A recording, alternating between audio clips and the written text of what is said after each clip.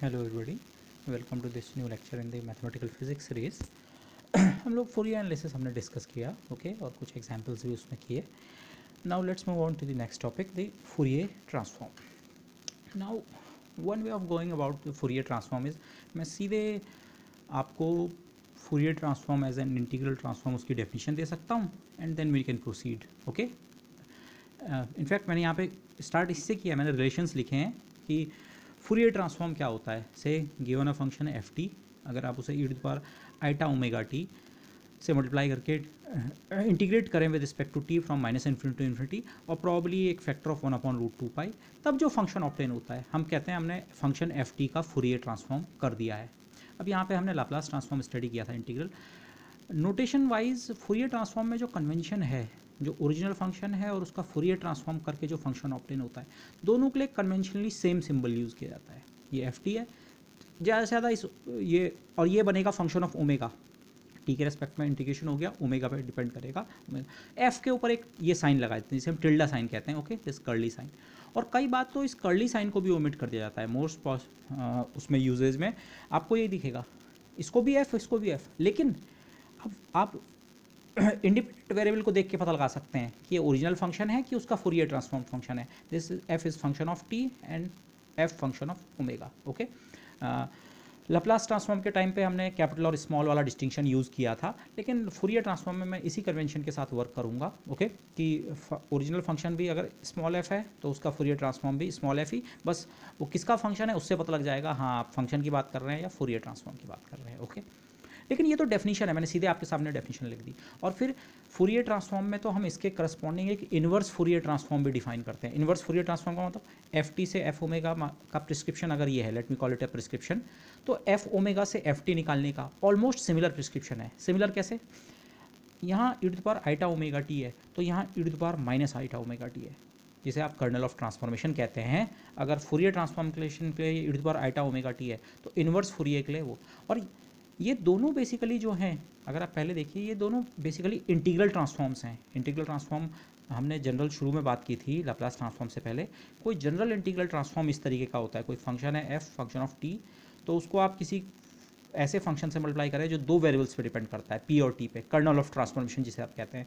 और possibly minus infinity से infinity तक अगर आप इंटीग्रेशन कर रहे हैं, बाद में कर्नल की प्रॉपर्टीज़ के कारण हो सकता है ये इंटीग्रेशन केवल जीरो से एक्सटेंड करे या कहीं से एक्सटेंड करे, बट मोस्ट जनरली ये integration minus infinity to infinity हो सकता है। तो ये इंटीग्रेशन करके जो हमें नया फंक्शन ऑब्टेन होता है, जिसको मैंने यहाँ पे अलग नाम दिया है जी, इसे आप इंटीग्रल ट्रांसफॉर्म कहते हैं। तो ये आप देख सकते हैं, ये और ये दोनों इंटीग्रल ट्रांसफॉर्म्स हैं। फूरियर ट्रांसफॉर्म जिस चीज़ को हम कहेंगे और इन्वर्स फूरियर ट्रांसफॉर्म जिस चीज़ को कहेंगे, ये दोनों इंटीग्रल ट्रांसफॉर्म्स हैं, ओके। फंक्शन से फूरियर ट्रांसफॉर्म ऑब्टेन कर सकते हैं और फूरियर ट्रांसफॉर्म से पे इन्वर्स फूरियर ट्रांसफॉर्मेशन अप्लाई करके आप ओरिजिनल फंक्शन को रिकवर कर सकते हैं। अब ये जो चीज़ मैंने यहाँ पे लिखी है पी एम का मतलब, यहाँ पे आप प्लस माइनस साइन कुछ भी ले सकते हैं, बट अगर आप यहाँ प्लस साइन लेते हैं तो इन्वर्स में माइनस साइन लेंगे, और अगर यहाँ माइनस साइन लेते हैं तो यहाँ प्लस साइन लेंगे। और ये मैंने 1/√2π के फैक्टर को भी अंडरलाइन किया है। इसकी भी फैक्टर की कई अलग अलग चॉइसेस हो सकती हैं, that we will see later, okay. लेकिन इनफैक्ट मैंने पूरी डेफिनेशन आपको बताई दी, मतलब एक तरह से मैं यहाँ से भी वर्क कर सकता हूँ, पर मैं इस तरह से प्रोसीड नहीं करूँगा। हम जो जानते हैं फूरियर सीरीज़ हम जानते हैं, तो फूरियर सीरीज़ से ज़रा एक फॉर्मल डेवलपमेंट करके हम फूरियर ट्रांसफॉर्मेशन और इन्वर्स फूरियर ट्रांसफॉर्मेशन को डेवलप करने की कोशिश करते हैं, ओके। उस मेथड के थोड़ा एडवांटेज है, क्योंकि अगर हमने फूरियर सीरीज़ नहीं पढ़ी होती तो पॉसिबली मैं आपको सीधे ये डेफिनेशन देता, पर फूरियर सीरीज़ हमने स्टडी कर ली है, so it would be better कि हम ये जो एक्सप्रेशंस हैं जिन्हें हम फूरियर ट्रांसफॉर्म कहेंगे, इन पे एक लॉजिकल वे से हम अप्रोच कर सकते हैं, ओके। एक फॉर्मल डेवलपमेंट कर सकते हैं ऑफ द फूरियर इंटीग्रल और फिर फूरियर ट्रांसफॉर्म, ओके। तो let's go about that from what we know up till now. तो फूरियर सीरीज़ हमें पता है। फूरियर सीरीज़ बेसिकली क्या कहता है, अगर कोई फंक्शन है 0 से 2π की रेंज में, या बाद में उस रेंज को आप 0 से t कह सकते हैं, कोई जरूरी नहीं 2π इंटरवल हो, 0 से कोई टाइम पीरियड है उसका, या हो सकता है ये फंक्शन आपका स्पेस में डिफाइंड हो, 0 से l तक डिफाइंड हो, ओके। पॉसिबली मैंने जितने एग्जांपल्स किए हैं उसमें फंक्शन टाइम में डिफाइंड था, इतने से इतने कैपिटल T टाइम पीरियड तक, पर ये आप स्पेस में भी सोच सकते हैं। इसमें कोई फंक्शन 0 से कैपिटल L तक डिफाइंड है, सेम मैथमेटिक्स अप्लाई करके, okay. Orthonormality of sines and cosines को यूज़ करके एनालिसिस करते हैं हम फूरियर का। बट फूरियर जो है इसको आप एक्सटेंड भी कर सकते हैं माइनस इन्फिनिटी से प्लस इन्फिनिटी तक पीरियोडिक फंक्शंस के लिए बेसिकली। तो लेट्स थिंक ऑफ दिस 0 से t, अगर हमने बाद में एग्जांपल इसी तरह के किए 0 से t तक। लेकिन अगर कोई फंक्शन से ये 0 से t तक कोई फंक्शन है, आपने इसका फूरियर एनालिसिस किया, पर फूरियर एनालिसिस बेसिकली इस फंक्शन को साइंस और कोसाइंस के टर्म में ब्रेक करता है, something like this, sine omega T, 2 omega T, 3 omega T, 4 omega T and cosines.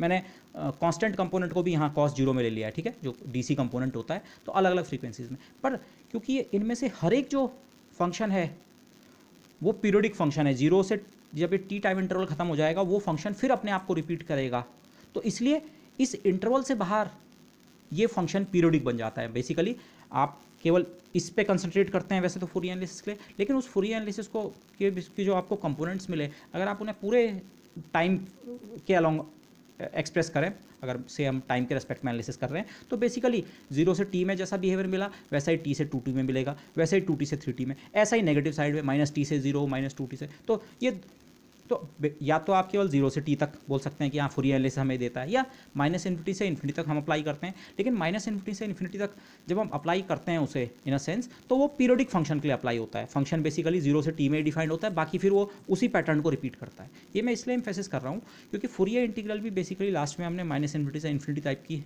Integrals की बात करनी है, बट वो इससे डिफरेंट है, वो पीरियोडिक फंक्शंस के लिए नहीं होगा। हम फूरियर सीरीज से डेवलप करेंगे, यहाँ ये और ये आइडिया हम स्टडी कर चुके हैं, ये और ये, ओके, 0 से t तक अप्लाई करते हैं या फिर ये अगेन लास्ट में हमारा जो रिजल्ट आएगा फिर से माइनस इन्फिनिटी टू इन्फिनिटी का आएगा, लेकिन वो फंक्शन पीरियोडिक नहीं होगा। फूरियर इंटीग्रल में जो ये हमारा फंक्शन होता है ये पीरियोडिक नहीं होता है, या मुझे ऐसा बोलना चाहिए ये पीरियोडिक होना जरूरी नहीं है। आप पीरियोडिक यहाँ पे भी ले सकते हैं, बट जनरली आप सोचिए ये फंक्शन पीरियोडिक नहीं है। तो फूरियर इंटीग्रल में जो चीज़ होने वाली है, आप माइनस इन्फिनिटी से इन्फिनिटी का इंटीग्रल तो देखेंगे, बट बेसिकली वो नॉन पीरियोडिक फंक्शन के लिए होगा, ठीक है। फूरियर इंटीग्रल जो होगा function in the range minus infinity to infinity में डिफाइंड होगा, तो इंटीग्रल जो है minus infinity to infinity type का सम स्ट्रक्चर आपको दिखेगा, लेकिन जिस फंक्शन पे आप ये अप्लाई कर रहे हैं वो नॉन पीरियोडिक है। लेट मी से नॉन पीरियोडिक, ओके। तो अभी तक जो हम जानते हैं उसके हिसाब से थिंक ऑफ दिस सिचुएशन, से ट्रायंगुलर वेव या कोई भी फंक्शन आपका है 0 से t तक आप डिफाइंड है, तो आप उसके अलग अलग जिन्हें हम कहते हैं हार्मोनिक्स में, अलग अलग फ्रीक्वेंसी के हार्मोनिक्स में आप ब्रेक करते हैं, अलग अलग साइन हार्मोनिक्स, अलग अलग कोसाइन हार्मोनिक्स। और यहाँ पे जो ओमेगा का फैक्टर है ये 2π/t के बराबर है, कैपिटल T एक टाइम पीरियड है, ओके। आगे ही कैलकुलेशंस में मैं आपको एक स्टेप के बाद कहूँगा, हम ओमेगा को यूज़ नहीं करेंगे, we will try to drop omega, उसका रीज़न मैं आपको दूंगा, बट अभी के लिए ओमेगा ये। और जो हमारे फूरियर कंपोनेंट्स होते हैं DC वैल्यू, उनके एक्सप्रेशंस ये हैं, DC वैल्यू कोसाइन हार्मोनिक्स के एम्पलीट्यूड और साइन हार्मोनिक्स के amplitude. Hopefully you understand this terminology, okay. DC value an जो है ये cos n ओमेगा t का कंपोनेंट है, का मल्टीपल है, उससे मल्टीप्लाई कर रखा है, तो ये बेसिकली क्या है, उस कोसाइन वेव का n ओमेगा t वाली कोसाइन वेव का एम्पलीट्यूड है। ऐसे ये साइन वाले का, ये 0 से t तक, अगर फंक्शन 0 से t तक डिफाइंड है। लेकिन एक पॉइंट मैंने यहाँ पे और लिखा है, इसी एक्सप्रेशन को मैंने इस टर्म में भी लिखा है, ये मैंने इंटीग्रेशन का वेरिएबल डमी होता है, तो आप उसे t लिखें चाहे x लिखें, ये आप बाद में देखेंगे जब हम एक थर्ड स्टेप करेंगे, ठीक है। ये जो है प्रोसेस है फूरियर सीरीज से फूरियर इंटीग्रल में जाने पे, इस स्टेप्स को मैं 3 टाइनी स्टेप्स में करूँगा। मैं तीनों एक साथ भी कर सकता था, पर फॉर क्लैरिटी मैं छोटे छोटे 3 स्टेप्स करूँगा। तो उन स्टेप्स में आप देखेंगे बाद में हम इस वेरिएबल t को x में चेंज करने वाले हैं, तो आप चाहे तो यहीं से ही कर सकते हैं, ओके। लेकिन अभी से आप इस तरह सोचिए, अभी हम आगे बढ़ रहे हैं, अभी आपको कोई ज़रूरत महसूस नहीं हो रही कि इस वेरिएबल t को आप किसी दूसरे वेरिएबल से रिप्लेस करें, पर बाद में हमें ये करना है, इसलिए मैंने यहाँ साइड में लिख रखा है, okay, so that you can understand. ऐसे ही ये जो इंटीग्रेशन है, आप ये इंटीग्रेशन का वेरिएबल जो है f function of x cos n omega x dx इसे लिख सकते हैं, एंड सो। और फूरियर सीरीज जो होती है उसका एक्सप्रेशन भी मैंने लिखा हुआ है। तो this is where we are starting from, ये हम ढंग से स्टडी कर चुके हैं, this is what we know, okay. तो अब हम क्या करने वाले हैं, मैं जो काम करूँगा फूरियर ट्रांसफॉर्मेशन तक पहुँचने के लिए, वो हमारे 3 स्टेप्स में होगा। पहला स्टेप तो ये है, अभी जो हमारा फंक्शन डिफाइंड है, या अब हम केवल मैथमेटिकली देखें, 0 से t, कैपिटल T हमारी रेंज है इंटीग्रेशन की। पहले तो मैं इस इंटीग्रेशन की रेंज को -t से -t/2 टू +t/2 कर दूंगा। इनफैक्ट ये चीज़ भी मैंने आपसे डिस्कस कर रखी है पहले कि फूरियर एनालिसिस हम से साइंस और कोसाइंस के टर्म में बात करें, हम ऑर्थोनॉर्मलिटी 0 से 2π तक भी डिफाइन करते हैं, या -π से π तक भी वो ऑर्थोनॉर्मल होते हैं फंक्शंस। तो वही चीज़ है यहाँ पे, ओके। आप फंक्शन 0 से t तक या -t/2 टू t/2, एक चीज़ ये करेंगे, फर्स्ट स्टेप ये होगा, ओके। बेसिकली ये स्टेप क्या, इस स्टेप में मुझे कुछ करना नहीं है। ऑर्थोनॉर्मलिटी जो है साइंस और कोसाइंस 0 से 2 पाई इंटरवल में भी ऑर्थोनॉर्मलिटी को फॉलो करते हैं 0 से 2 पाई में। लेकिन अगर आप माइनस पाई से पाई तक देखें, माइनस पाई से पाई तक अगर साइन को सेम साइन से मल्टीप्लाई करें, सेम मतलब आप समझ रहे होंगे, ओके, सेम फ्रीक्वेंसी के, तो आपको नॉन जीरो वैल्यू मिलती है, अदरवाइज जीरो, ऑर्थोनॉर्मलिटी ओबे होती है। सेकंड स्टेप में जो करूँगा, टी को मैं 2t से रिप्लेस कर दूंगा, मतलब t/2 को t से रिप्लेस कर देंगे, तो जो हमारा इंटीग्रेशन का वेरिएबल है t/2 की जगह t प्लस t/2 की जगह plus t। Second step again baby step baby step baby step, और बाद में हम मैथमेटिकली ये t को इन्फिनिटी पे ले जाएंगे। तो t को इन्फिनिटी पे ले जाने से इंटीग्रेशन की लिमिट हो जाएगी -∞ टू +∞। हमारा एम है ये जो यहाँ पे इस तरह के इंटीग्रल्स आ रहे हैं, ये इनको -∞ से इन्फिनिटी में कन्वर्ट करना है। ओके, फॉर सम रीज़न क्यों हम कर रहे हैं वो सब देख लेंगे। बट ये अगर आप सीधे सीधे इसमें आप कैपिटल टी को इन्फिनिटी पे ले जाएं तो लोअर लिमिट फिर भी 0 रहेगी। इसलिए अब आप ये फर्स्ट स्टेप की अहमियत भी समझ सकते हैं। इसलिए ये ओके, तो लेट्स गो अबाउट दिस। पहली जो चीज़ है वो ये है, ये कोई पीरियोडिक फंक्शन था या आप केवल इसकी एक साइकिल पे कंसंट्रेट कर रहे थे, तो जो मैंने पिछले पेज पे एक्सप्रेशंस लिखे हैं 0 से t तक के, वो एक्सप्रेशन हमारे पास हैं। आप यहाँ से इस फंक्शन का एनालिसिस कर रहे थे। बट अब इस फंक्शन के स्टार्टिंग टाइम को आप -t/2 कह रहे हैं और एंडिंग टाइम को t/2। इसको, इस सिचुएशन को आप दो तरह से समझ सकते हैं। इस सिचुएशन को दो तरह से समझ सकते हैं कि एक तो आपने इस टाइम एक्सिस जो है उसको t/2 शिफ्ट कर दिया है। टाइम एक्सिस जो है अगर उसमें आप कैपिटल t/2 की शिफ्टिंग करें तो 0 वाला पॉइंट के करस्पॉन्डिंग अब आप -t/2 कहेंगे और t वाले के करस्पॉन्डिंग कैपिटल t/2 अगर आपने शिफ्ट कर दिया टाइम एक्सिस को। या दूसरा देखने का तरीका ये है, आपका ये फंक्शन जो था, पीरियोडिक फंक्शन जो था, तो इसका आप इस साइकिल का एनालिसिस नहीं कर रहे हैं 0 से t तक, ये जहाँ पे -t/2 था और +t/2 यहाँ से यहाँ तक एनालिसिस कर रहे हो, वही पीरियोडिक फंक्शन है। आपने इसको यहाँ से यहाँ तक एनालाइज किया तो आपने कहा 0 से t तक।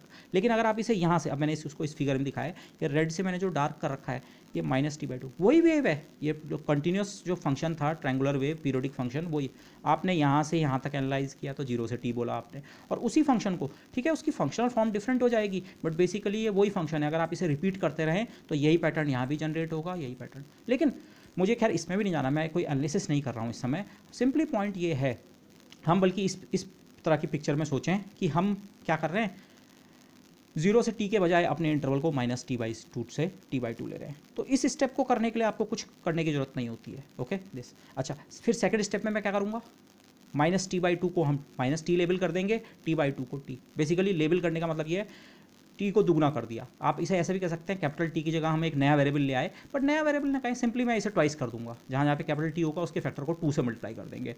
ओके दिस, ये सेकंड स्टेप। थर्ड स्टेप बाद में करेंगे।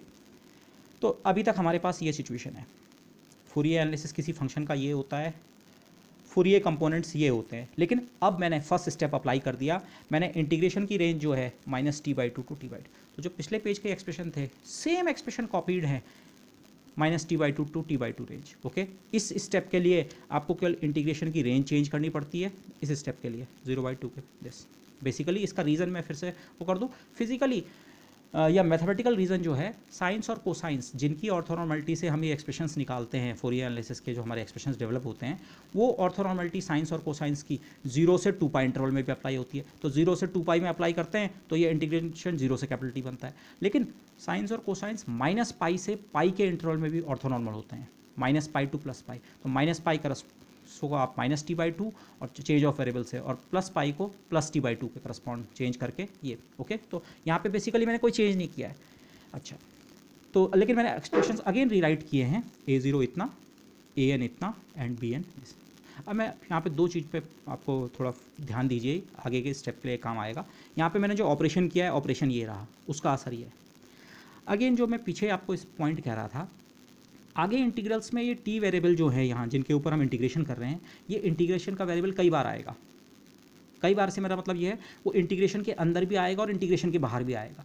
तो वहाँ पे कन्फ्यूज़न को अवॉइड करने के लिए इनफैक्ट हम ये करेंगे, इंटीग्रेशन का वेरिएबल क्योंकि डमी होता है, इंटीग्रेशन के वेरिएबल को आप कुछ भी लिख सकते हैं, तो बाद में इस वेरिएबल t को पॉसिबली मैं x या कुछ में कन्वर्ट कर दूंगा। तो आप चाहे यहाँ से भी वो वाला स्टेप कर सकते हैं। अगर आपको बाद में कन्फ्यूज़न हो, आप इस लेक्चर को देखने के बाद अगर उस स्टेप पे जाके आपको कन्फ्यूज़न हो, तो आप सीधे ध्यान रखिए, आप इस इंटीग्रल को इतना भी लिख सकते हैं, 1/t integration t/2 two plus t/2 fx dx। ऐसे ही यहाँ तक same fx cos n omega x dx, fx sin n omega x dx, integration small t के बजाय x के रेस्पेक्ट में। एक चीज़ तो ये है। दूसरी चीज़ सेकंड स्टेप ऑनवर्ड्स मैं इसे करने वाला हूँ, उसका रीज़न आपको बाद में क्लियर होगा। इनफैक्ट मैं अब ओमेगा के यूज़ को भी अवॉइड करूँगा। ओमेगा के यूज़ को अवॉइड करने का रीज़न चलिए मैं आपको अभी दे देता हूँ। बाद में हमने इस t को टेंडिंग टू इन्फिनिटी बनाना है। मैथमेटिकली इंटीग्रेशन की जो ये रेंज है हम -∞ टू इन्फिनिटी बनाना चाहते हैं। तो अगर आप ये यूज़ करते हैं और t को इन्फिनिटी बनाते हैं तो ओमेगा बेसिकली वैनिश हो जाएगा। तो ओमेगा को अवॉइड करने का मेरा मतलब क्या है, जहाँ जहाँ इन एक्सप्रेशंस में ओमेगा आ रहा है, चाहे इस फूरियर एनालिसिस के एक्सप्रेशन में या इन इक्वेशंस में से यहाँ और यहाँ आता है, इनमें यहाँ आता है ओमेगा और इसमें यहाँ, इस ओमेगा की जगह ये वैल्यू रख दो।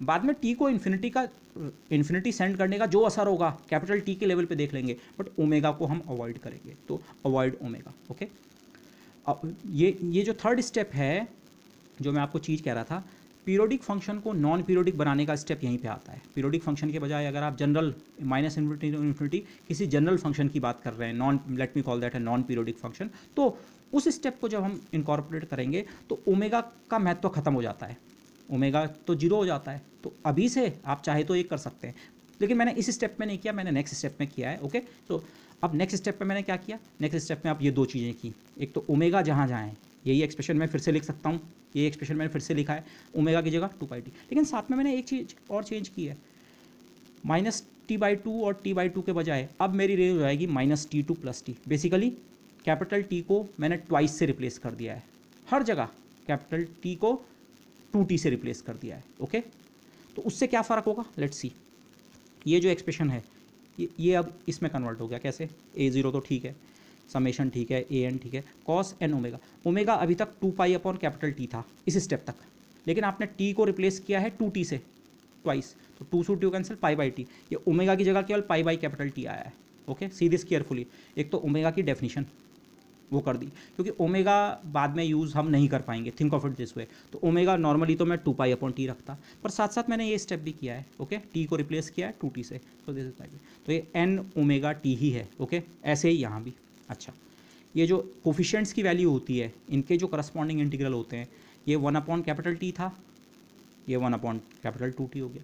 इंटीग्रेशन की लिमिट -t/2 टू +t/2 के बजाय -t टू t हो गई, ये इस चेंज के कारण। ft/dt, या अगेन फिर मैं वही रिमाइंड कराऊंगा जो मैंने ब्लू पेन से लिखा है, इस स्मॉल t जो है, जो कि इंटीग्रेशन का डमी वेरिएबल है, इसको हम x से भी रिप्लेस कर सकते हैं। ओके, आगे हमें इसकी ज़रूरत पड़ेगी। तो ये a0 बराबर ये। ऐसे ही an का एक्सप्रेशन जो है, पहले 2/t था, t को आपने 2t से रिप्लेस किया, 2 से 2 कैंसिल, 1/t, इंटीग्रेशन की रेंज हाफ के बजाय -t2 + t ft, और फिर यहाँ एक cos n ओमेगा t है। ओमेगा अगेन मैं रिमाइंड कराऊंगा, नॉर्मली तो ओमेगा 2π/T होता है, पर हमने t को भी तो दुगना कर दिया, 2t कर दिया है, 2 से करना है।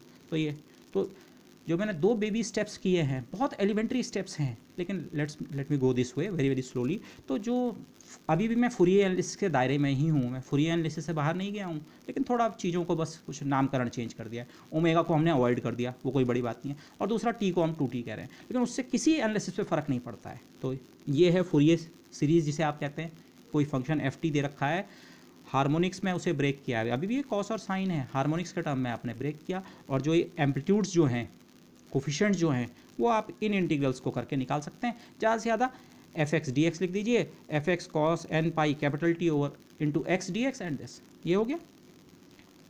ओके, अभी तक ये सिचुएशन क्या है, लेकिन इसे ग्राफिकली आप समझने की कोशिश कीजिए। आपका कोई भी फंक्शन है, अब मैंने यहाँ पे ट्रायंगुलर वेव नहीं बनाई, कोई भी फंक्शन है -t से t तक अगर डिफाइंड है, अब 0 से t नहीं है इंटरवल, -t/2 t/2 नहीं है, हमारा इंटरवल -t से t में अगर कोई फंक्शन डिफाइंड है तो आप उसका फूरियर एनालिसिस कर सकते हैं। ये फंक्शन अगर ऐसा आर्बिट्री भी है तो फूरियर एनालिसिस ये कहता है ये अगली साइकिल में अपने आप को रिपीट करेगा। फूरियर एनालिसिस अगर आप पूरे रीजन में एक्सटेंड करेंगे तो ये फंक्शन पीरियोडिक फंक्शन की तरह पूरे में एक्सटेंड आप कर सकते हैं। तो अभी तक की सिचुएशन ये है, मैंने ओमेगा को पूरी तरह अवॉइड कर दिया है इसमें। अच्छा, लेकिन ओमेगा होता क्या है, थोड़ा सा ये ध्यान रखें, क्योंकि बाद में जब हम लिमिट ऑफ इंटीग्रेशन को एक्सटेंड करेंगे, ओमेगा होता क्या है। जब आप फूरियर एनालिसिस करते हैं, ओमेगा जो होती है सबसे फंडामेंटल फ्रीक्वेंसी होती है, सबसे लोएस्ट फ्रीक्वेंसी कंपोनेंट होता है कॉस ओमेगा टी या साइन ओमेगा टी। अब वो अलग बात है, उसके करस्पॉन्डिंग का कोफिशिएंट हो सकता है 0 बने, वो अलग चीज़ है, बट बेसिकली सबसे लोएस्ट फ्रीक्वेंसी जो पॉसिबल हो सकती है फूरियर एनालिसिस में वो ओमेगा होती है, चाहे साइन से आए चाहे कॉस से, चाहे दोनों से आए ओमेगा। फिर और बाकी फ्रीक्वेंसीज उसके मल्टीपल होते हैं, 2 ओमेगा, 3 ओमेगा, 4 ओमेगा। तो ओमेगा जो ये टर्म होता है ये बेसिकली, और ओमेगा अब हमारे लिए कितने के बराबर है, 2π/t नहीं है, हमने t को 2t से रिप्लेस कर दिया, ओमेगा की जगह अब हमारे पास π/T है। तो ये फैक्टर बेसिकली क्या बताता है, ये बताता है एक तो सबसे पहली फ्रीक्वेंसी कितनी है, और से फॉर एग्जांपल किसी केस में ओमेगा बना आपका 10, फॉर एग्जांपल हर्ट्ज में आप देख रहे हैं 10 हर्ट्ज, तो मतलब उस सिस्टम के फूरियर एनालिसिस में फ्रीक्वेंसी कंपोनेंट जो मिलेंगे 10 हर्ट्ज के मिलेंगे, मिनिमम 10 से नीचे नहीं, 5 हर्ट्ज का नहीं, 6 हर्ट्ज का नहीं, 2 हर्ट्ज का नहीं, 3, 10, ओमेगा 10 है तो सबसे छोटा फ्रीक्वेंसी कंपोनेंट 10 हर्ट्ज का है, सबसे लोएस्ट फ्रीक्वेंसी, और बाकी कंपोनेंट्स 20 हर्ट्ज का, 30 उसके multiple, 2 omega, 3 omega, 20 hertz, 30 hertz, 40 hertz, सबसे लोएस्ट फ्रीक्वेंसी भी ओमेगा है, और दो कंसेक्यूटिव फ्रीक्वेंसीज के बीच का डिफरेंस भी ओमेगा है। तो इस तरह से आप सोचें, ये डिफरेंस भी इंपॉर्टेंट होगा। एक तो फ्रीक्वेंसी स्टार्ट ही 10 से हो रही है, और 50 और 60 भी दोनों प्रेजेंट हैं, पर उनका डिफरेंस भी कितना है, 10। तो ओमेगा को इस तरह से माइंड में रखिए, ओमेगा को मैथमेटिकली हम यहाँ से हटा चुके हैं, पर ओमेगा बेसिकली क्या मेजर करता है, सबसे लोएस्ट फ्रीक्वेंसी कितनी पॉसिबल होती है फूरियर सीरीज़ में, और कोई जो दो कंसेक्यूटिव फ्रीक्वेंसीज होती हैं, माना उनके एम्पलीट्यूड 0 नहीं है, दोनों फ्रीक्वेंसीज अगर प्रेजेंट हैं तो उनका डिफरेंस। ओके, इस बाद में हम स्पेक्ट्रा देखेंगे या पीछे के स्पेक्ट्रा देखें तो ये चीज़ आप समझ सकते हैं, लेकिन ये इंपॉर्टेंट होगा इस कंसेप्ट के लिए, ये जो हम स्टेप करने वाले हैं यहाँ पे इंपॉर्टेंट होगा। अच्छा, अब जो नेक्स्ट स्टेप है, यही पहला नॉन ट्रिवियल स्टेप यही आ रहा है, लेकिन इस पर भी कोई ऐसी मैथमेटिक्स हम नहीं कर रहे हैं। Substituting the values of the coefficients Fourier spectra into the Fourier series itself। अब मैं क्या कर रहा हूँ, ये a0, an और bn की वैल्यूज़ जो कि इन इंटीग्रल्स के फॉर्म में है, ये मैं इसी एक्सप्रेशन में सब्स्टिट्यूट कर रहा हूँ, ft का एक्सप्रेशन, लेकिन इस ft के एक्सप्रेशन में a0 है, an है, bn है, और ये इंटीग्रल्स जो हैं ये ft के इंटीग्रल्स करके आप a0, an, bn निकाल सकते हैं। अगर मैं ये यहीं सब्स्टिट्यूट करूं, ओके, तो एक हमें एक्सप्रेशन मिलेगा। अब वो एक्सप्रेशन कैसा होगा आप यहीं से देख लीजिए, a0 की जगह आप ये लिखेंगे, मतलब बेसिकली ft, बाद में उसका इंटीग्रल है लेकिन ft, an की जगह भी ft, उसका इंटीग्रल है लेकिन ft, और bn की जगह भी बेसिकली आप ft का एक एक्सप्रेशन लिखेंगे फिर से ft के टर्म में, सीधे सीधे ft के टर्म में नहीं होगा, उसके इंटीग्रल्स वगैरह हैं, बट ये तीनों टर्म्स अगर मैं यहाँ सब्स्टिट्यूट कर दूँ, और ये तीनों टर्म्स में फिर रिमाइंड करा रहा हूँ कैसे पहुँचे, 2 स्टेप्स में, 0 से t की रेंज को -t/2 t/2 किया, और फिर कैपिटल T को 2t से रिप्लेस कर दिया। तो उसके बाद जो फूरियर एनालिसिस हमें ऑब्टेन होता है, उसके कोफिशिएंट्स को अगर मैं फिर से इसी में सब्स्टिट्यूट कर दूँ तो let's see what we get. Okay, substituting the values of the coefficients, जिनको जो बेसिकली फूरियर स्पेक्ट्रा है, उसको मैं फूरियर सीरीज़ में ही सब्स्टिट्यूट कर दूँ, तो लेफ्ट हैंड साइड में ft था, ये है मेरा a0 कोफिशिएंट, पिछले पेज का a0 लिखा है, plus summation n equal to 1 an cos n omega t होता है हमारे पास बेसिक फूरियर सीरीज़ में, an cos n omega t, an coefficient की वैल्यू ये है cos n omega t, but omega को हमने ड्रॉप कर दिया है, ओमेगा हमारे लिए π/T है। ओके, वो ये पीछे हम कर चुके हैं रिप्लेसमेंट, तो ये बिल्कुल मैंने रेड से जो अंडरलाइन किया है, अगर आप बेसिक फूरियर सीरीज़ देखें ये वही फूरियर सीरीज़ है, function equal to a0 plus n equal to 1 to infinity an cos n omega t, bn sin n omega t. तो ओके, तो अब यहाँ पे वो पॉइंट आ रहे हैं, ओमेगा तो हम एलिमिनेट कर चुके हैं, बट आप देखिए ये an की जो मैंने वैल्यू सब्स्टिट्यूट की, इसमें भी स्मॉल t है, और बाहर ये स्मॉल t है, ये यहाँ मैंने कर्ली ब्रैकेट भी लगाया है, जो an का इंटीग्रल है और bn का जो इंटीग्रल है, इनको मैंने an और bn की वैल्यू सब्स्टिट्यूट की, इन पे मैंने एक कर्ली ब्रैकेट लगा रखे हैं, यहाँ से यहाँ तक, यहाँ से यहाँ तक। पॉइंट ये है, ये जो dt वाला इंटीग्रल है, ये जो इंटीग्रल ऑपरेट होना है, ये इस t के फंक्शन और इस t के फंक्शन पे ऑपरेट होना है, इसने इस पे ऑपरेट नहीं होना है। आप चेक कीजिए, ये तो an था पूरा, आपने an निकाला फिर यहाँ सब्स्टिट्यूट किया, और an के लिए अगर ये इंटीग्रल का एक्सप्रेशन है तो उस इंटीग्रल के अंदर ये वाला t का फंक्शन शामिल थोड़ी होगा। तो यही वो कन्फ्यूज़न है जिसकी बात मैं पीछे कर रहा था। तो आप चाहे पीछे से इस चीज़ को सही कर सकते थे, लेकिन पीछे हमारे पास कोई रीज़न नहीं था कि मैं इस इंटीग्रेशन के डमी वेरिएबल को किसी और चीज़ से रिप्लेस करूं, बट इस पॉइंट के बाद ये हमारे लिए ज़रूरी हो जाता है। ओके, तो अभी तो यहाँ मैंने डिस्टिंक्शन ऐसे करने की कोशिश की ब्रैकेट लगा के, ये ब्रैकेट ये इंडिकेट कर रहा है, अच्छा ये इंटीग्रेशन आपको केवल यहाँ से यहाँ तक करना है, ओके। टी वाले फंक्शन, ये टी का फंक्शन आप इसके अंदर नहीं ला सकते हैं, या ये टी का फंक्शन इस यहाँ से बाहर नहीं ले सकते हैं। ये इंटीग्रेशन अलग कीजिए, फिर जो मिलता है उसको इससे मल्टीप्लाई कीजिए, समेशन वगैरह कीजिए, और सिमिलरली यहाँ। तो अब मैं ये स्टेप कर रहा हूँ, लेकिन ये जो चीज़ ऑब्टेन हुई F T in terms of F T, F T, और यहाँ भी ये F T F T F T, आपने एफ टी को एफ टी के ही एक इंटीग्रल या इंटीग्रल्स, बहुत सारे इंटीग्रल्स के टर्म में आपने एक्सप्रेस कर दिया है, okay. F T in terms of F T का एक हमारे पास एक्सप्रेशन आ गया। अब ये जो ये कर्ली ब्रैकेट के अंदर जो ये है, या ऐसे मुझे ऐसा बोलना चाहिए, ए जीरो ए एन और बी एन जो कि इंटीग्रल्स के टर्म में हैं, उन इंटीग्रल में हम इंटीग्रेशन के वेरिएबल को स्मॉल टी के बजाय एक्स से अगर रिप्लेस कर दें तो फर्स्ट इंटीग्रल में कुछ भी चेंज ऐसा नहीं है, 1/2t this f x d x, ये f x cos n pi x over capital T d x, and similarly the third integral. अब लेकिन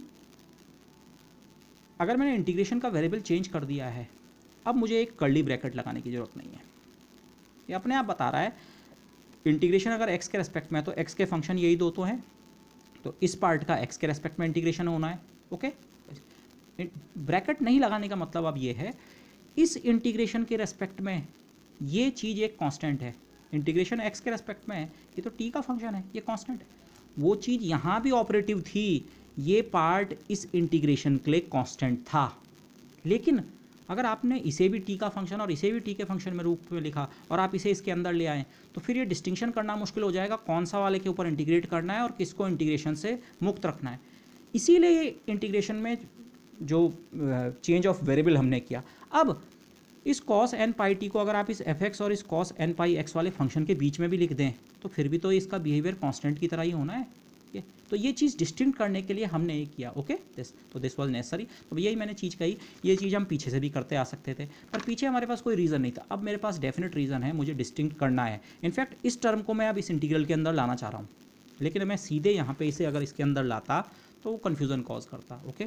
डमी इंडेक्स जो है इंटीग्रेशन का और ये बाहर का इंडेक्स ये मैच हो जाता, तो हमने ये चेंज किया। अब इसीलिए मैंने केवल एक कर्ली ब्रैकेट लगाया और फिर बाकी मैंने कर्ली ब्रैकेट नहीं लगाए, मतलब इसकी मुझे ज़रूरत नहीं है, आप इसे ना बनाएं, इस ब्रैकेट की ज़रूरत नहीं है। बाकी ये यही एक्सप्रेशन है, इसी एक्सप्रेशन को रिपीट किया गया है, दिस ओके। तो ये अच्छा, अब ये जो पीछे के दो पार्ट्स हैं इनमें चेक कीजिए, समेशन सीरीज़ है, n = 1/t दोनों में है, इंटीग्रेशन माइनस टी से टी का माइनस टी से टी का, और दोनों जगह इंटीग्रेशन का वेरिएबल भी एक ही है एक्स के रेस्पेक्ट में। हाँ, यहाँ इंटीग्रेशन है f x into cos pi n x upon t, और साथ में मैं इसे भी ले लेता हूँ, ये कांस्टेंट में इंटीग्रेशन के अंदर रखूँ बाहर रखूँ कोई फर्क नहीं पड़ता। तो यहाँ इंटीग्रेशन है एफ इंटू दिस कॉस का, और नीचे वाले में f into this sine into this sine का। तो मैं इन दोनों इंटीग्रल्स को एक साथ कंबाइन कर सकता हूँ, समेशन सीरीज़ एक ही सिंबल लगाएंगे। सो मैं फर्स्ट टर्म तो ऐसे ही रिपीट कर दिया जो डीसी कंपोनेंट के करस्पॉन्डिंग का टर्म होता है, और ये वाला जो है summation n = 1/t integral minus t to t d x, और f इंटू कॉस, ये f कॉस और एक f sine. This might look very very table, but आप देखिए इसका एडवांटेज, अब देखिए ये दोनों टर्म्स जो हैं ये एक ही ट्रिग्नोमेट्रिक फंक्शन में कंबाइन हो जाएंगे, cos a cos b plus sin a sin b that is equal to cos a minus b। तो फाइनली मेरा जो एक्सप्रेशन आ रहा है ये फर्स्ट टर्म ऐसे का ऐसी 1/2t integral minus t to t f x d x plus ये 1/t का फैक्टर, इसे मैं समेशन के अंदर भी लिख सकता हूँ बाहर भी लिख सकता हूँ, मैंने यहाँ पे डेलिबरेटली बाहर लिखा है, बाद में मुझे खैर इसकी ज़रूरत अंदर ही है, बट पॉइंट ये है ये समेशन से इस पर कोई फ़र्क नहीं पड़ता है।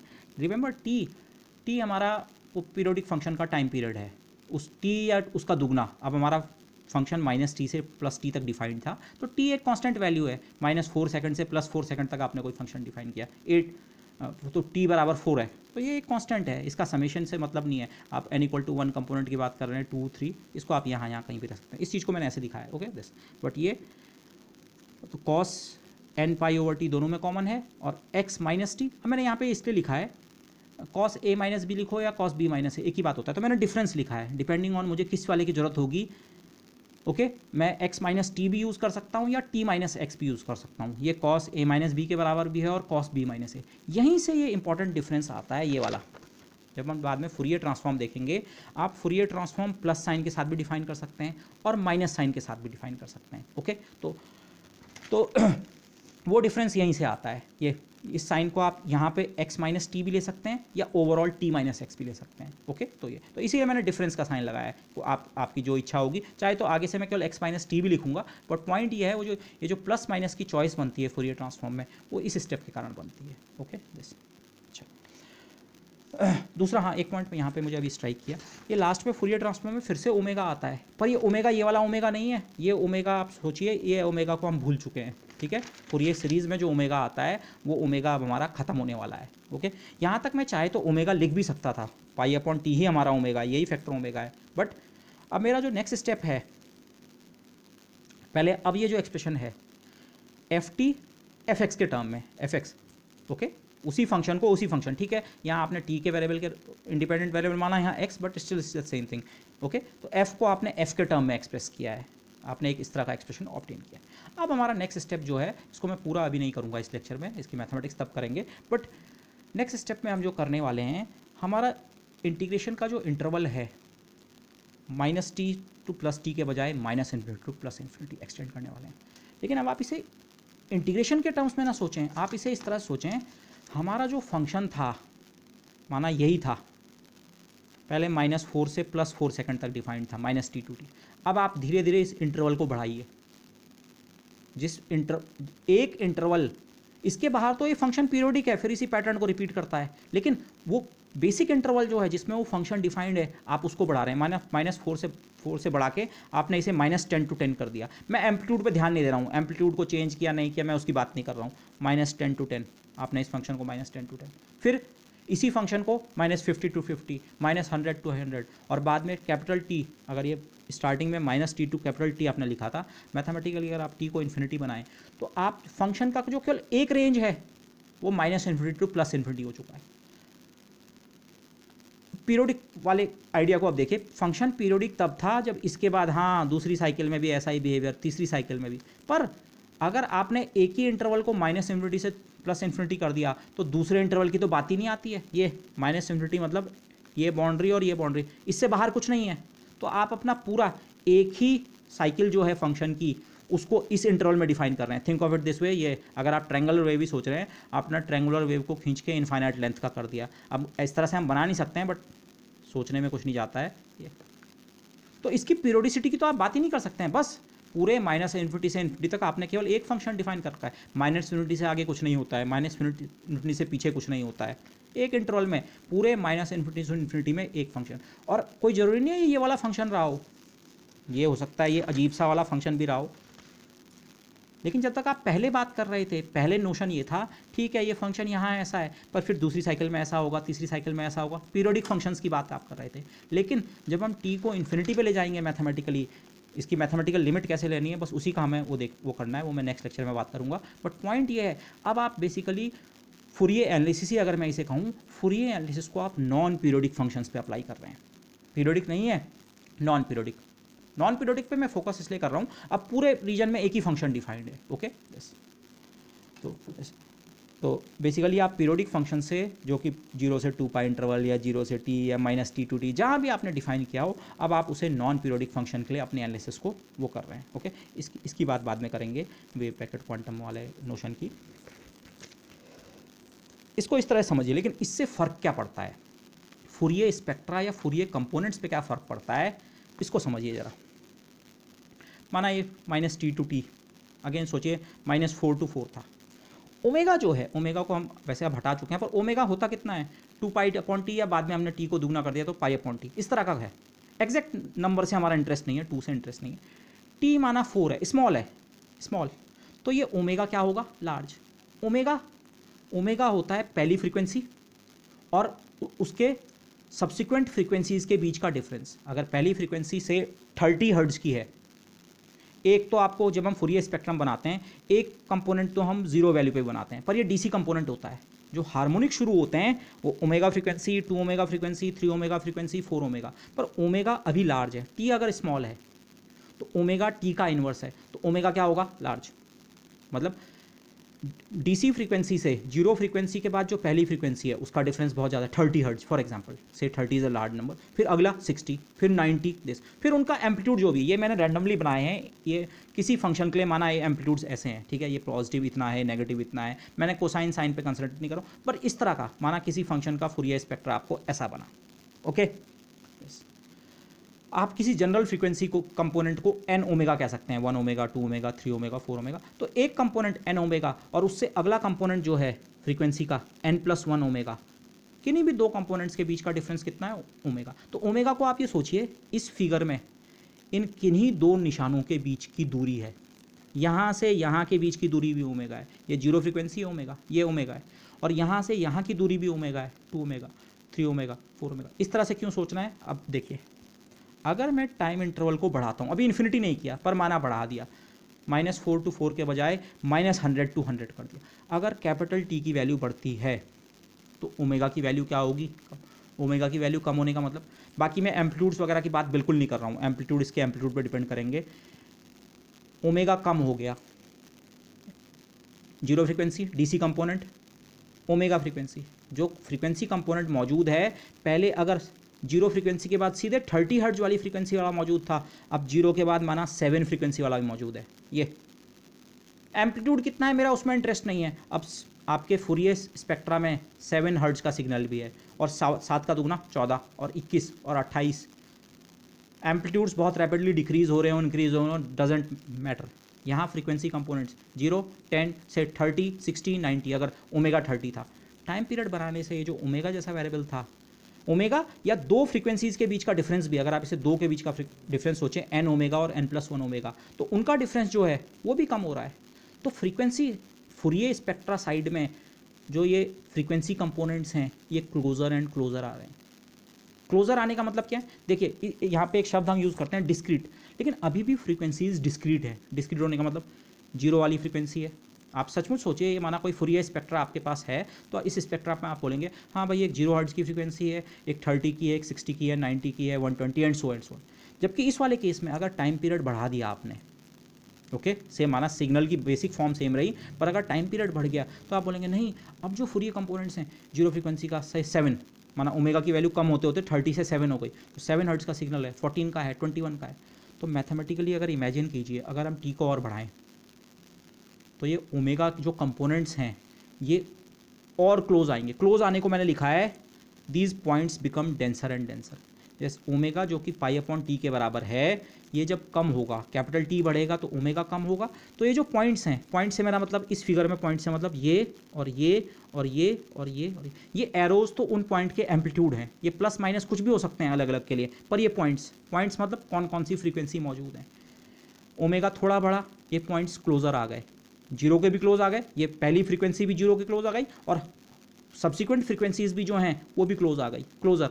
आपका जो पॉइंट्स हैं वो डेंस हो चुके हैं, फूरियर स्पेक्ट्रा आपका डेंस हो रहा है, लेकिन डेंस होने के बावजूद ये स्पेक्ट्रा भी डिस्क्रीट है, ये भी डिस्क्रीट है। डिस्क्रीट का मतलब होता है डिस्टिंक्ट वैल्यूज़। यहाँ जीरो के बाद अगली वैल्यू सीधे 30 है, 1, 2, 3 और 1.6 और 7.1 ये सब मिसिंग है, 0, 30, 60। यहाँ जीरो के बाद 30 तक तो काफ़ी सारी वैल्यूज़ आ गई, 7 आ गई, 14 आ गई, 21 आ गया, 28 आ गया, ज़्यादा वैल्यूज़ आ गई, लेकिन अभी भी सारी की सारी वैल्यूज़ नहीं है कि 0 से 7 तक की सारी वैल्यूज़ कवर हो रही हैं। 0.1, 0.2, 0.3, 0.4, 1, 2, 3 ये सब मिसिंग है, ये भी डिस्क्रीट है, ये भी डिस्क्रीट है, ओके। लेकिन और मतलब frequency separation is smaller and this, इस चीज़ को मैंने ऐसे लिखा है क्वालिटेटिवली, लेसर मिसिंग फ्रीक्वेंसीज। ये जो फ्रीक्वेंसीज मौजूद नहीं है इनको मैं मिसिंग फ्रीक्वेंसीज कह रहा हूँ। 0 मौजूद है और 7 मौजूद है, तो 0 से 7 के बीच बाकी जितनी फ्रीक्वेंसीज हैं वो मिसिंग है। यहाँ मिसिंग ज़्यादा थी, 0 के बाद सीधे 30 था, 30 के बाद 60। लेकिन अब आप मैथमेटिकली इस आइडिया को कर सकते हैं, बाकी इसकी मैथमेटिक्स और मैं बाकी डिस्कशन कल करूँगा। अगर मैं टी को इन्फिनिटी पे ले जाऊँ तो ये जो ओमेगा जैसी चीज़ है ये किस लिमिट, इसकी लिमिट क्या बन रही है, 0। पॉइंट समझ रहे हैं आप। अब जो फ्रीक्वेंसीज हैं वो कंटिन्यूस हो चुकी हैं। डिस्क्रीट स्पेक्ट्रम डिस्क्रीट है लेकिन डेंस हो गया। आप टी को और बढ़ाएं, स्पेक्ट्रम अभी डिस्क्रीट रहेगा लेकिन वो और डेंस हो जाएगा, मतलब अब आप ज़्यादा फ्रीक्वेंसी कंपोनेंट्स को कवर कर रहे हैं, मिसिंग फ्रीक्वेंसीज कम हो गई और ज़्यादा फ्रीक्वेंसीज आपके स्पेक्ट्रा में मौजूद है। तो mathematically t tending to infinity limit का मतलब ये है, जिससे चीज़ को हम फुरियर स्पेक्ट्रा कहते हैं। अभी भी ये फुरियर स्पेक्ट्रा ही है, ये अभी भी फुरियर स्पेक्ट्रा ही है। और टी टेंडिंग टू इन्फिनिटी के बाद भी अगर आप उसे फुरियर स्पेक्ट्रा की ही टर्म्स में अगर सोचना चाहें, वैसे बाद में हम उसे फुरियर इंटीग्रल कहेंगे, लेकिन जितना हम जानते हैं उससे हम कनेक्ट करते हुए जब आ रहे हैं, तो फुरियर स्पेक्ट्रा अगर आप कहेंगे उसका, तो उस फुरियर स्पेक्ट्रा में सारी की सारी फ्रीक्वेंसीज मौजूद होंगी, जीरो से लेकर इन्फिनिटी तक। आप ये ना सोचें अरे ओमेगा तो जीरो हो गया, अगर टी टेंडिंग टू इन्फिनिटी हो गया, ओमेगा जीरो हो गया, तो पहली फ्रीक्वेंसी भी डीसी फ्रीक्वेंसी और अगली भी जीरो, और जीरो में जीरो ऐड किया। मैथमेटिकली जब आप लिमिट लेते हैं तो डी ओमेगा और डी ओमेगा के कई सेगमेंट्स जोड़ के आप पूरे इंटरवल को कवर करते हैं। से आप इंटीग्रेशन करते हैं किसी फंक्शन का यहाँ से यहाँ तक, ए से बी तक, तो आप इस तरह का स्ट्रक्चर करते हैं, बीच में एक छोटी सी पट्टी ली जिसकी विड्थ है डेल्टा ओमेगा, और लिमिट इस विड्थ को हम धीरे धीरे कम करते जाएं तो ये इन्फिनिटिसिमल होकर क्या बनता है, डी ओमेगा। पर इसका मतलब ये थोड़ी है कि डी ओमेगा टाइप की स्ट्रिप्स को हम जोड़ते रहें तो हम बेसिकली जीरो जोड़ रहे हैं। मैथमेटिकली इसकी लिमिट जीरो होने का मतलब ये नहीं है कि इस तरह की स्ट्रिप्स को जोड़ते जाएं हमें जीरो मिले। वही आइडिया आप यहाँ ध्यान में रखें। बेसिकली टी बढ़ने का बेसिक मतलब ये है, अब मिसिंग फ्रीक्वेंसीज कम हो रही हैं, फ्रीक्वेंसीज ज़्यादा ज़्यादा ज़्यादा डेंस आपका फुरियर स्पेक्ट्रम हो रहा है। और जब आप कंटिन्यूस केस में चले जाएंगे, माना ये कोई फंक्शन है जो कि माइनस इन्फिनिटी से प्लस इन्फिनिटी तक डिफाइंड है, आप चाहे तो इसे ट्रायंगुलर वेव भी सोच सकते हैं। ये ट्रायंगुलर वेव -4 to 4 में थी, ये 100 to 100 या जिस भी इंटरवल में इंटरवल बढ़ा रहे हैं, माइनस इन्फिनिटी टू इन्फिनिटी तक अगर आप एक वेव डिफाइन करेंगे तो उसमें जीरो फ्रीक्वेंसी वाले कंपोनेंट का भी कुछ एम्पलीट्यूड होगा, और 0.1 वाले का भी कुछ एम्पलीट्यूड होगा, और 0.2 वाले का भी, और 0.3, 0.4, 0.5, और कहीं पे नेगेटिव भी होंगे। सारे पॉजिटिव होने जरूरी है, कहीं पॉजिटिव कहीं नेगेटिव। हर पॉइंट पे जो चीज़ डिफाइंड होती है उसी को आप फंक्शन कहते हैं। इसी चीज़ को आप लिखेंगे f of omega, g of omega या एफ ऑफ ओमेगा। इस पॉइंट पे, इस ओमेगा पे, ये एक्सेस ओमेगा को रिप्रेजेंट कर रही है फ्रीक्वेंसी को। इस फ्रीक्वेंसी पे एम्पलीट्यूड इतना है, इस फ्रीक्वेंसी पे एम्पलीट्यूड इतना है। तो बेसिकली रफली जिस चीज़ को हम फुरियर ट्रांसफॉर्म कहने वाले हैं वो फुरियर एम्पलीट्यूड्स की वैल्यू है। ये इस पॉइंट पे एम्पलीट्यूड की वैल्यू इतनी थी, किस पे, 7 हर्ट्ज वाली फ्रीक्वेंसी पे। उसके बाद 8 पे नहीं थी, 9 पे नहीं थी, 0 था, ऐसे बोलना चाहिए, सीधे 14 पे थी। 14 पे एम्पलीट्यूड कुछ और था, माना एम्पलीट्यूड ज़्यादा था, एम्पलीट्यूड की वैल्यू 100 थी। लेकिन जब अगर आपको हर फ्रीक्वेंसी पे, हर ओमेगा की वैल्यू पे 0 से लेकर इन्फिनिटी तक अब सारी फ्रीक्वेंसीज मौजूद हैं, तो हर फ्रीक्वेंसी पे अगर आपको कोई चीज़ बतानी है तो आप क्या इस्तेमाल करते हैं, फंक्शन। डिस्क्रीट केस से continuous case, mathematically t tending to infinity limit का मतलब ये है, ये जो हमारा डिस्क्रीट स्पेक्ट्रम है ये अब एक कंटिन्यूस स्पेक्ट्रम में कन्वर्ट हो जाएगा। ओके, और इसके मैथमेटिकल कंसिक्वेंसेज क्या हैं that we will see later. But basically जो मैं आइडिया मेन कनेक्ट करना चाह रहा था कि फुरियर सीरीज से हम फुरियर इंटीग्रल को इस सेंस में समझ सकते हैं, फुरियर एनालिसिस को अगर हम किसी ऐसे फंक्शन के लिए अप्लाई करें जिसका इंटरवल -इन्फिनिटी टू इन्फिनिटी है, ओके, तो तब जो हमें फुरियर एनालिसिस के बजाय जो चीज़ ऑब्टेन होती है that is basically the Fourier integral, या बाद में जिसे हम फुरियर ट्रांसफॉर्म वहाँ से जनरेट करेंगे। सो इससे आगे का जो वो है, जो मैथमेटिक्स है, that I will do cover in the next lecture. So with that I would like to conclude this discussion. Thank you everybody.